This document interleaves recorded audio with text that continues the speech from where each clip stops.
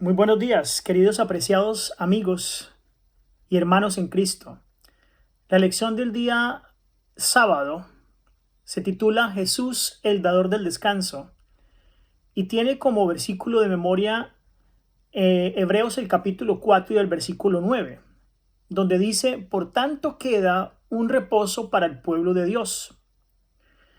Dios había prometido a Abraham que sus descendientes volverían a Canaán en la cuarta generación, como lo dice Génesis el capítulo 15 y el versículo 16. Su único propósito al sacar a los hebreos de Egipto era conducirlos a la tierra que les había prometido. Pero cuando, debido a su extrema desobediencia, se negaron a aprender las lecciones que debían asimilar antes de que Dios pudiera hacerlos entrar en Canaán, finalmente no tuvo otra alternativa que abandonarlos para que siguieran sus caminos. Hubiera sido inútil que les diera la posesión de la tierra prometida, porque considerando la forma como se habían comportado durante el desierto, no habría cumplido el gran propósito que Dios tenía al darles esa tierra. Dios había soportado durante mucho tiempo a ese pueblo y no quedaba más nada que hacer por ellos. Pero es claro que la entrada de Israel en la tierra prometida era solo un aspecto del reposo que Dios tenía preparado para su pueblo. Después de que se establecieran en la tierra prometida, el Señor tenía el propósito de capacitarlos como nación para que fueran sus mensajeros escogidos de salvación. Salvación para el mundo. A pesar de todo, siglos más tarde, en el tiempo de David, aún no habían entrado en ese aspecto del reposo de Dios. En realidad, nunca entraron, tristemente. Los israelitas, a través de toda la historia, cometieron en esencia y repetidas veces los mismos errores que aquella generación cuyo tiempo de gracia terminó en Cades. Por eso Dios finalmente los excluyó como nación de su reposo espiritual, así como había excluido a la generación en Cades de entrar en la tierra literal. Así que perdieron el derecho a su misión como pueblo escogido. El reposo del cristiano de las obras del pecado y de los intentos de ganar la salvación por sus propios méritos, donde Jesús tiene una invitación para él: venid a mí todos los que estáis trabajados y cargados, que yo os haré descansar, no cumple realmente con el propósito divino, porque trata por sus propios méritos de ganar la salvación. Dios tenía originalmente el propósito de que Moisés hiciera entrar a Israel en el reposo de Canaán, pero ni ellos entraron, ni tampoco él, ni la generación que salió de Egipto. El reposo de Dios, como originalmente le fue prometido al antiguo Israel, incluía un establecimiento permanente en la tierra de Canaán, una transformación del carácter que haría de la nación un adecuado representante de los principios de Dios y haría de ellos, obviamente, el agente encargado para diseminar la palabra de Dios al mundo. La generación a la cual originalmente fue hecha la promesa del reposo, ellos fracasaron y no entraron en Canaán debido a su incredulidad y a su desobediencia. Josué presidió a la siguiente generación en la entrada a la tierra que se les había prometido, pero como eran espiritualmente duros de cerviz, no tuvo o no pudo hacerlos entrar en el reposo espiritual que Dios quería que disfrutaran. Dios renovó en los días de David la invitación a entrar en su reposo espiritual. A pesar de todo, era obvio en los días del Nuevo Testamento que Israel como nación no había entrado en el reposo espiritual todavía de Dios. Y también su fracaso, como en los días de Moisés y de Josué, invalidó esa promesa original. Sin embargo, la invitación de Dios y de su promesa no habían caducado por el incumplimiento, pues cuando Dios determina cierto propósito, finalmente lo alcanzará a pesar de los fracasos humanos. Por lo tanto, ya que el pueblo de Dios aún no ha entrado en el reposo divino, es evidente que queda un reposo para el pueblo de Dios, que es lo que dice Hebreos 4:9. es seguro el cumplimiento final de los propósitos de Dios, aún a pesar del fracaso de las sucesivas generaciones. Si los cristianos se acercan confiadamente al trono de la gracia, donde Cristo ministra como el apóstol y sumo sacerdote de nuestra profesión, encontrarán a aquel que puede compadecerse de nuestras debilidades. Y entonces obtendrán misericordia y hallarán gracia para el oportuno socorro. Si lo hacen, entrarán en el reposo espiritual de Dios, el reposo del alma que Él ha preparado para el pecador arrepentido. En esta forma explica el autor que lo que Israel no disfrutó debido a su fracaso se convirtió en el privilegio del cristiano sincero hoy en día.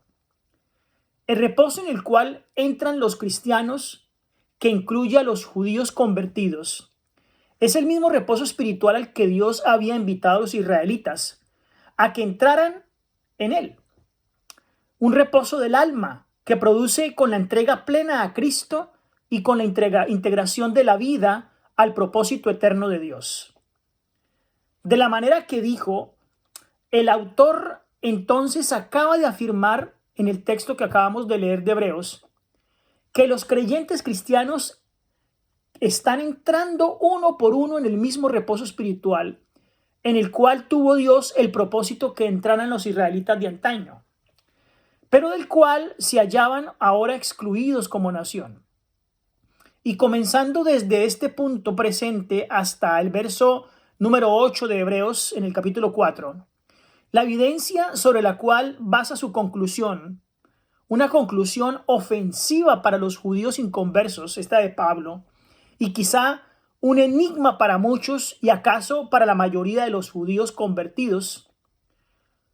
Pablo en el versículo 9 concluye esta sucesión de razonamientos, reafirmando la validez de su premisa principal, la cual es la admonición al reposo de Dios, que es ahora por medio de la fe cristiana, como antes lo fue por medio del judaísmo.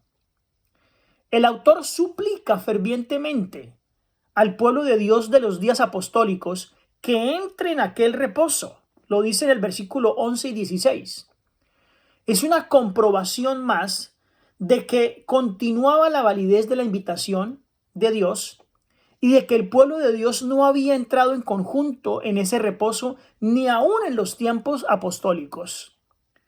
Entramos en el reposo de Dios cuando consideramos a Jesús, cuando escuchamos su voz, cuando depositamos nuestra fe en Él, cuando desistimos de nuestros propios esfuerzos para ganar la salvación, cuando retenemos nuestra profesión como cristianos, cuando nos acercamos al trono de la gracia.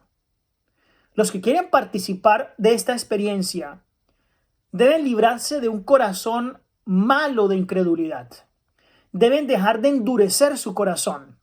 Deben esforzarse por entrar en el reposo de Dios, del capítulo 4:11 de Hebreos. Los cristianos, olvidando su propio y grave peligro, pueden sentirse inclinados a mirar en forma crítica la torpeza de aquellos hebreos que no pudieron entrar en Canaán, y también a generaciones posteriores que han fracasado en entrar en el reposo espiritual que Dios preparó para Israel como nación. El reposo de Dios retendrá su profesión, es decir, a aquel a quien confiadamente se acerca al trono de la gracia para alcanzar misericordia y hallar gracia para el oportuno socorro. Si estás dispuesto a aprender mansedumbre, humildad de corazón en la escuela de Cristo, seguramente entonces se os dará descanso y paz. Es una lucha terrible abandonar nuestra propia voluntad, lo sé, y vuestros propios caminos. Pero una vez aprendida esta lección, encontraremos descanso y paz. El orgullo, el egoísmo y la ambición deben ser vencidos. Nosotros debemos hallar descanso y paz en Cristo Jesús. Debemos ser absorbidos en la voluntad de Dios. Toda vida del cristiano debe convertirse en una expresión de amor. De la misma manera que la savia de la vid circula a través de los tallos y de los racimos, desciende entonces a las fibras más bajas y alcanza también la hoja más alta del árbol. La gracia y el amor de Cristo deben arder y llenar el alma, enviando sus virtudes a todo el ser y saturando toda manifestación del cuerpo y la mente. Al ser colaboradores de Cristo en la gran obra por la cual Él dio su vida, encontraremos el verdadero descanso. Siendo aún pecadores, Cristo dio su vida por nosotros, pero Él quiere que nos lleguemos a Él, que aprendamos de Él. Así encontraremos descanso.